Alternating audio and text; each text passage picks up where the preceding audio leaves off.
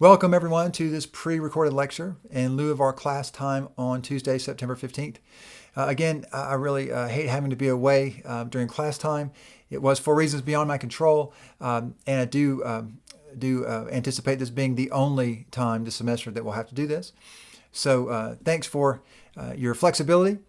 I want to take a few minutes. I'm not going to spend as long on the lecture today as I normally would in class, but I did want to take a few minutes and talk more about the topic that we began discussing last week, namely the difference between naturalism and supernaturalism, and specifically the way in which one's philosophical outlook, according to either of those two views, affects his or her ethical paradigm. And I made the point last week that one of the reasons we talk about this at the beginning of the semester is because the way a person answers that question, the question of whether or not there are certain realities that cannot be reduced to matter, or in the converse, whether or not a person believes that the natural material world is the only realm of reality. How a person comes down on that issue, the way they answer either of those questions, has a fundamental impact on the way that they make ethical decisions, the way they define good and evil, right and wrong, and, as I said, their general ethical paradigm. So it's really important to get this clear in the beginning, because this is the rudder, you might say, that steers the ethical ship in many ways, in many fundamental ways. And I try to do my best, as I've mentioned before. I think it's the job of every instructor to do his or her best to put forth all sides of an issue and opposing, contrasting views on a particular topic as fairly and thoroughly and clearly as possible, while not allowing his or her own views to distort or color the views that he or she is trying to explain or illustrate. Hopefully I can do that. Hopefully I have been able to do that and will continue to, but I at times will make clear a certain position that I hold, and I made that very clear that I'm very critical of the naturalist view for a number of different reasons. One of them is that I have found that at least among many, many people who claim to be naturalists, I've found some deep inconsistencies. And I think it's an inconsistency that is almost forced upon people, because at the end of the day, I think there's very few people who can actually live out a naturalist view. And what I mean by that is that there are a lot of people who claim to hold naturalist premises. They claim to believe that there's no such thing as a spiritual reality, no such thing as any sort of life after death, any sort of spiritual beings, and that human beings are 100% reducible to matter. In other words, we are 100% a product of our physiology, our body chemistry. And yet, at the same time, they will be very adamant, very passionate about certain things like justice and love and interpersonal relationships and morality in general. They will be very passionate about those things when, in fact, if the naturalist premise is true, that there is no reality that transcends physical reality, and that human beings are 100% products of their physiology, then those things must be illusions. There's no real way around that. And by illusions, what I don't mean is that there's no such thing as morality. There's still such a thing as morality, and there's still such a thing as people with moral convictions, of course, but those convictions cannot be what we experience them to be. And I really made the point, I really emphasized the point last week, that if you hold a naturalist view, you can only define morality in terms of pragmatism, not by principle. All right, and we read the passage from Nietzsche, from The Problem of Socrates, where he essentially says just that morality as such simply has to be rejected, because Nietzsche was a thoroughgoing, in fact, one of the very few consistent naturalists who says very explicitly in that piece, there is no such thing as an ideal of man. Again, the essay is called The Problem of Socrates. He's arguing precisely the opposite of what Plato and Socrates argued, that there is an ideal. There's a supernatural way. There's a standard, an ideal. In religious language, whichever religion we're talking about, it would be God. But there is this standard that transcends human beings that's fixed, and it is a standard that we have to align ourselves to, that is objective to us, objective and external, and that the way one lives a virtuous life is to align one's thoughts and behavior with that ultimate fixed, authoritative, transcendent, divine standard. Well, Nietzsche says the exact opposite, that all that is a complete fiction, that this whole idea of an ideal of man and purpose and meaning and morality, that these things are simply inventions of men and should be rejected.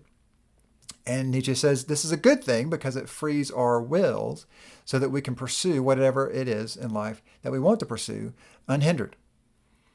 And as I said, Nietzsche is one of the rare consistent naturalists because he saw the clear and unavoidable logical implications of his premises, and he embraced those. And like few people, he embraced those with glee, and actually thought of this as a positive change, as is emphasized in his Madman essay. So in light of that, this is a little bit of a recap of what we talked about last week. In light of that, I want to talk a little bit more about the implications of naturalism, and then I want to talk about some positive arguments for the supernaturalist view, for the belief that there is this fixed divine standard transcendent of human beings. Again, I said that if one is a naturalist, remember, morality is only ever practical. The only purpose for having rules about right and wrong, having a sense or conviction about good and evil, is to make society work, to keep society working in the way that oil keeps an engine running. But as I mentioned earlier, one of the problems with the implications of naturalism is that we have to accept the fact that some of the most fundamental aspects of our humanity are illusions. So when we experience, I made the point last week in lecture that it's really important sometimes to slow down and just assess the quality of a certain experience, and particularly convictions. So what I had said last Thursday was justice, let's say, or more specifically, injustice. So when we are faced with the news of some egregious murder or assault or rape or some horrible crime, and it's real life, and we hear it on a local news story, and it happened in a city just down the road from us, where we know and we feel the fact that there are real people suffering because of the injustice done. When we are faced with news like that, the experience is an imperative. It has an imperative quality, because when we're faced with some sort of horrible story of rape or murder, and the one I referenced last week was actually the rape and murder of a 5-year-old child. Well, when we're faced with things like that, we have this experience of indignation. And again, if you try to set aside the words that we use to describe it, just think about the experience itself.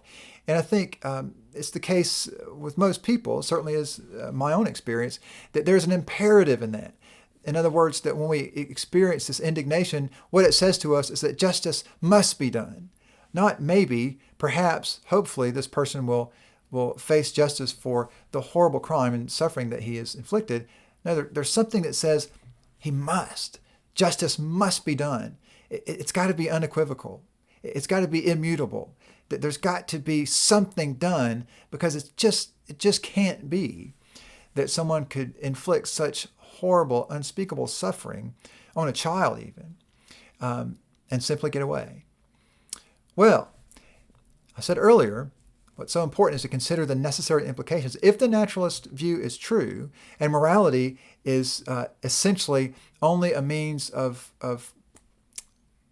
practical function, morality is reducible to pragmatism, then what we experience when we experience injustice is an illusion. Because there seems to be something in us and our convictions that is telling us something that must be true about the universe, something that must be true about life, that justice has to be done in somehow, some way. Those who inflict injustice and suffering and pain on other people, those people have to be accountable. They have to pay for their crimes in some way. The naturalist view says, well, we experience that, and there may be some sort of, let's say, evolutionary survival value involved in those convictions, but the convictions can't be what we experience them to be. All right, they can't be what we experience them to be, because what we experience them to be is something that brings us in tune with a reality in the universe, and that simply can't be. Likewise, with something beautiful, with our positive convictions. So, for example, when we hear of some act of sacrificial love or compassion and generosity from one person to another, and there's something inside us in our deepest place that says, yes, that's the way it's supposed to be. That's morally beautiful. That's how people should live. And we should all strive to be more like that, because that's how human beings are really supposed to relate to each other. Well, what we experience there, for the most part, is a conviction that purports to make us more in tune with some sort of transcendent reality. In other words, makes us more in tune with the way the world really should be in an ideal sense. And it brings us more to some sort of standard that is external and objective to ourselves. And as Plato would say, that conviction, that which resonates with the perception of beauty and love and sacrifice, that conviction, it's almost like a tuning, a musical instrument, to bring our hearts and our true selves into harmony with the right note, the right music. But again, that note transcends us, and we're aligning ourselves or attuning ourselves to it. Well, we have that experience. That's what our perception of beautiful love and sacrifice and generosities, that's what the experience is like. That seems to be what it tells us. But again, if the naturalist view is true, then that has to be an illusion. Because as Nietzsche makes so emphatic in the piece that we read, The Problem of Socrates, you can't say that a person ought to be any other way than the way the person is, because there's only one realm, there's only one thing, which is the natural universe. And that natural universe simply is what it is, and there's no room in that. You read the passage from the mathematician named David Berlinski, who quoted this other scholar who says, the question, when we think that the scientific realm has full, exhaustive, explanatory power to tell us everything we need to know, the question is, where is there room for ethics in that?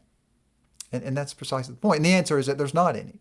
Because if there's only the physical universe, you simply can't fit any sort of concern for a transcendent beauty or justice or goodness into that. Again, the whole concept of transcendence implies a separate realm, another place that's above or beyond that which we see in the mundane and the physical. I want to point your attention, with all that in mind, to another very rare but consistent naturalist, and his name is Bertrand Russell. He was a very brilliant mathematician. He was a British scholar. I believe he taught much of his career at Cambridge University. He was very well known around the turn of the century. In fact, he lived to be quite old, and I want to say he died in the latter part of the 20th century. But Bertrand Russell was a very ardent atheist naturalist, and fully rejected any notion of religious belief or God or spiritual realm. And he has an essay called The Free Man's Worship, and this is one of his better known pieces.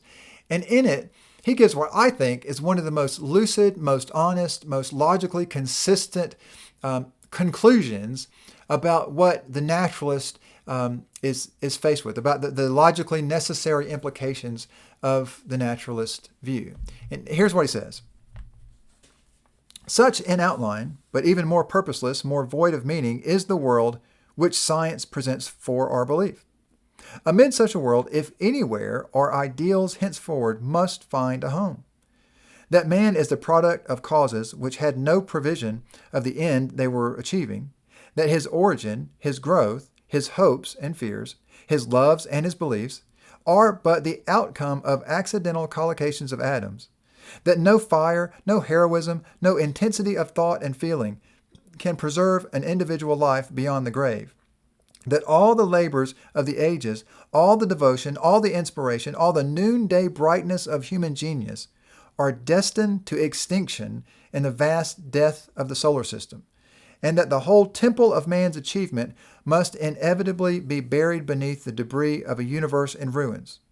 All these things, if not quite beyond dispute, are yet so nearly certain that no philosophy which rejects them can hope to stand. Only within the scaffolding of these truths, only on the firm foundation of unyielding despair, can the soul's habitation henceforth be safely built. Now, as I said, Nietzsche and Russell are rare in that they're consistent. And they don't say, listen, there's nothing but the natural world. There's no such thing there's no such thing, as an immaterial reality. There's just a physical universe. And then in the same breath, say, but justice is coming, and those who commit egregious crimes, they'll pay for what they've done. They don't do that. Both Nietzsche and Russell say, listen, let's face the music, face the facts, that this physical world, this physical universe is all there is and ever has been and ever will be. And because of that, we are destined for nothing but to be extinct under the debris of a ruined solar system. And all of the noonday brightness of human genius will utterly come to absolutely nothing. Not the cheeriest way to start your day. Now, there are quite a number of problems that we could talk about with naturalism, more so than what I've already mentioned. The fact that we have to face that our deepest convictions, and I would say that the aspects of ourselves that are most definitive, that make us who we are convictions about good and evil, right and wrong, our loves and passions. These are the deepest and most formative things that make us who we are. The fact that we would have to accept those as illusions is itself, I think, very damning of the naturalist view in many different ways. So there's a lot of different things we could talk about. We talk about, again, reducing morality to pragmatism, where wrong and right only ever are considered for the practical consequences, never as ends in themselves. But and I will come back and say a few more words about these points when we come in on Thursday in the classroom. But for right now, before we move to just a few of the positive arguments for theism, for supernatural reality, I want to tell you what I believe is the greatest weakness of naturalism, of naturalist philosophy. And I know this is a strong statement, and there are very few philosophies, beliefs, views that about which this point can be made. But I do believe this, again, is a logical necessity. And that is this, that the philosophy of naturalism, if one takes it seriously and consistently, it cannot be held because it's self-refuting. There's a premise within naturalism that refutes naturalism. All right, so it's a self-defeating, a self-undermining philosophy. So here's what I mean. Here's what is called the problem with naturalism. And I will say also that this is quite a while off, of course, but when it comes to your final exam, I will give you more questions. I'll give you a review sheet that have the exact questions that you'll be called to answer on the exam. And what I'll probably do is give you, let's say, 10 questions, and you'll have to answer 6. Or maybe I'll give you, 12, and you'll have to answer 8. I haven't lined them all up yet. And you won't know which of the 6 or which of the 8 I'll ask you to answer, so you'll just have to be prepared to answer all of them. However, I will tell you this point will be on your final exam, and this is the only one that I'll say for sure. You will need to be able to articulate this and show that you have a grasp on this for the final exam, because I think this is a really important point in this section of our semester. So here's what I call the problem with naturalism. And as you can see there's a crack in the foundation. Okay, so here's how it goes. Naturalism holds that the key word here is that all reality consists of matter and energy evolving through a random, unintentional process. All right, so just remember, all of reality is the physical universe, and the physical universe is a machine. It's a self-contained, self-propagating machine. Okay, so it holds that all reality consists of matter and energy evolving through random, unintentional process. Matter and energy evolving through an unintentional process have no truth-bearing properties. All right, this is a really crucial point. Matter, by definition, is inert. All right, inert means that it cannot tell you, it cannot convey information. You cannot give you wisdom. Inert matter cannot give you direction, as say like career direction, or help you with making a decision for what's going to be best for your future. Let's say If a person was really struggling, he's approaching graduation, and he really, really just wants to know what's the best track in life, and he's got a couple of different options, but they're mutually exclusive, and he's got to make a decision. He just doesn't know what's the wise way to proceed. What would you think of that person if he went out into his backyard and got a tree limb that had fallen to the ground and stuck that limb to his head and said, okay, tell me, give me wisdom, tell me which way to go? Well, obviously, that would be absurd, because inert matter is, by definition, amoral. It can't tell you anything about wrong or right. And it also has no intellectual capacity. It has no way to convey anything. You don't get information just from sheer matter. Matter has in other words, no truth-bearing properties. It's inert. Okay. So those are the first two premises. One, that all of reality consists of matter, and matter has no truth-bearing properties. Okay? Next, our brains are 100% products of matter and energy. Therefore, our brains have no truth-bearing properties. A belief in naturalism, however, along with all of our other beliefs, comes from our brains, which, being 100% matter, have no propensity to convey true beliefs. So, got to get that clear.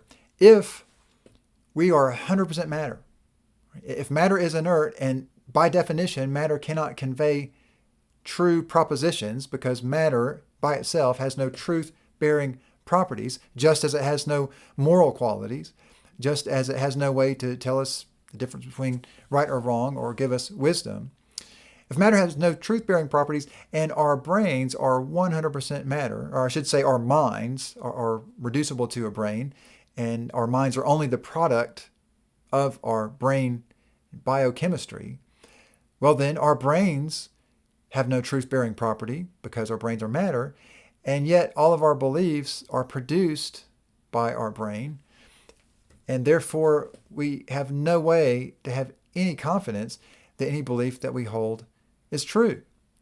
Because in order to hold a true belief, that belief would have to come through something that can tell you the truth. And matter by itself can never tell you the truth, or can never tell you what's false. So in that respect, naturalism collapses in upon itself. Simply, if your brains are, to use Bertrand Russell's phrase, if your brain, your mind, your soul, your identity, everything about you is the product, only the product of an accidental collocation of atoms, well, you can't trust an accidental collocation of atoms to tell you anything about what you're supposed to do with your life and what a good life looks like. We'll reiterate this. I'll bring this back. I know this. You have to get your wheels turning on this and really think through the argument. And so I'll bring this back up in class, and we'll talk a little bit more about it. But definitely wanted to emphasize that as we're talking about the naturalist view and the problems with it. Now, also, by the way, on Thursday, we'll talk about some of the problems and the difficulties that are faced with the supernaturalist view as well. But wanted to focus on that one for today. Just going to take a few more minutes on the video here, and I want to go over two very well-known, influential philosophers and their arguments for the reality, their positive arguments for the reality of supernatural divine authority. All right, the first one is, first philosopher that is, actually I'll put them both up at the same time, is Rene Descartes. I also want to talk about Thomas Aquinas. But they both have these quite famous arguments for the existence of God that are somewhat similar, at least based on some similar principles. So with Descartes, sadly, we don't have more time to get in depth about some of the influential philosophers that we study. So Descartes is a fascinating guy, and it's a fascinating life story. He got one of the things that made him famous, that brought him to be, at least in philosophical circles, a household name, is his method of doubt, that he wanted to doubt everything he possibly could until he came upon some fact that was completely beyond doubt. And even if all of his senses were playing tricks on him, even if the walls he saw in the room around him were illusions, even if looking at his own body was some sort of optical illusion or if he was hallucinating. He couldn't have absolute certainty that those things weren't true, that he wasn't hallucinating. But the one thing that was completely beyond question was the fact that he was existing, asking these questions. He was thinking. And even if he was thinking about things that visually speaking or audibly speaking were illusions, nonetheless, he was thinking about those things. So he has a famous conclusion from that line of doubting, his doubting method, which is, I think, therefore I am. And that was his premise that was beyond question there. I want to tell you about Descartes' argument for the existence of God. All right, so as you might guess, in light of what I just described about his famous method of doubt, his conclusion, he was very, very self-reflective and thought a lot about the processes and the things that went on in his own mind. And here's what Descartes said when it came to the question of the existence of a divine being. He says that he recognizes, when he just thinks about his own perceptions and his own thoughts about life, he says he recognizes that he has a notion of a perfect being, that he has this concept in his mind of a person who is completely flawless, a person about whom it could never be said that the person did anything wrong. That he holds this concept. And at the same time, he has a consciousness of his own flaws and shortcomings. And he has a keen awareness of his own imperfections. And in other words, a keen awareness that he could not be described in that way, that he could not be described as this perfect, infallible being. So Descartes reasons that if it's the case, or if it were the case, I should say, if it were the case, that there were no being higher than him, that he, or let's say human beings in general, were the highest of all beings, and that we were the top of the pyramid, so to speak, then it would make no sense. In fact, Descartes would likely say it would be a contradiction that we would hold any notion in our minds of a being higher than ourselves. Because if you truly were the highest being, there couldn't be any being higher than yourselves, and it would make no sense that you would even be able to imagine that, because you would be the utmost paragon of everything good in human beings. You would be the measure of all things. And Descartes says, but that's not true. That's not how it is. We all, at least he took it to be the case, that all honest people recognize that there is a notion of a perfect person, and yet they maintain an awareness that they're not perfect. So that being the case, there must be some source, there must be some divine being who is perfect, and that must be the one from whom we get this notion, the one who actually is highest and the one above whom there is none higher. So Descartes said to him that makes a lot of sense, and that therefore was evidence that being must be there. Aquinas makes a different argument, but I think there's some similar principle in it. And Aquinas' argument is what could be called an argument from gradation of being. So, and this actually is very consistent with Plato. I've actually alluded to Aquinas' argument and a number of different points I've made earlier, especially as we talked about Plato and the form of the good, and this whole premise of Plato's philosophy and Socrates, that there is, again, that ultimate ideal to which we need to conform. Well, that's very much along the lines of what Aquinas argues. And it goes something like this. Okay, if you see this line, you see this on the screen, if you saw it written on a board or a piece of paper, then we would all say, without thinking, of course, that is a squiggly line or a crooked line. Okay, well, squiggly or crooked are derivative concepts. So those could never be primary concepts, in other words. Squiggly means not straight. All right, crooked means not straight. So you can't call a line squiggly unless you already hold in your mind this concept of a straight line, just like Descartes' idea of the concept of a perfect being. So Aquinas says, yes, of course. And any time we make any sort of judgment, and remember the passage, the line in Nietzsche's Problem with Socrates, where he says we cannot make judgments. All right, and he specifically says that because he does not believe there is such a thing as a straight line. So Aquinas, along with Plato, along with Aristotle, says exactly the opposite, along with Descartes, that no, we all make judgments all day, every day. And all day, every day, we come upon certain experiences. We are informed of certain instances, certain events that have happened, and we automatically respond by saying, that is not right. That should not be. That's not the way it's supposed to be. And oftentimes, as with Descartes, we say this about ourselves and about our own motives and our own failings and weaknesses. We say, I shouldn't have done that. Why do I keep doing it? I know that's not right. That's just a constant weakness of mine. I know I need to be better. Well, Aquinas says, right, because we all recognize there is a straight line, and we all recognize crookedness when we see it. Well, that being the case, says Aquinas, there must really be a straight line. Again, back to my point earlier, it's not an illusion. That our sense about things, those deep convictions that tell us this is wrong and this has to be made right, or this is right, this is beautiful, and we all should be more that way.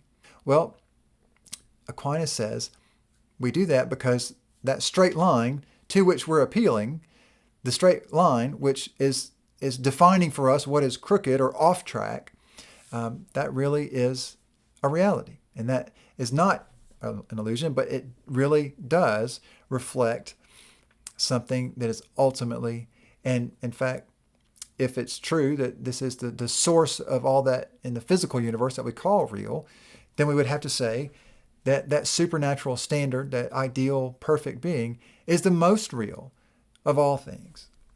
All right, so I'm going to stop there. I'm going to come back on Thursday and talk a little bit more about some positive arguments for the existence of God.